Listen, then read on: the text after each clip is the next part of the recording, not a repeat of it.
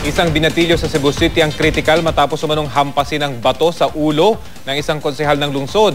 Todo tanggi ang konsehal sa paratang pero ang pamilya ng biktima desidido raw magsampa ng kaso laban sa kanya. Balitang hatid ni Chona Carrion ng GMA Cebu.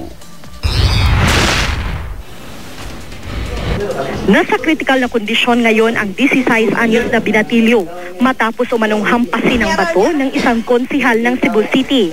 Ayon sa kasama ng biktima, nasangkot sila sa isang rumble ng grupo ng kabataan nitong linggo malapit sa isang bar at pizza house. Nagkataon daw na nandun si Cebu South District Councilor Gerardo Jerry Carillo. Nakita sa mong akto nga. Pero kwento ng ilang kasama ng biktima, imbis na umawat. Nakita pa raw nilang lumapit si konsehal at hinampas umano ng bato sa ulo ang binatilyo.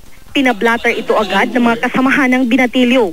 Ayon sa pulisya, Head injury and then nagtamo ng head injury ang binatilyo dahil sa pagkahampas ng bato. Pinaunlakan naman ng konsehal ang imbitasyon ng PNP Homicide Section at nagbigay ng kanyang pahayag ukol sa insidente.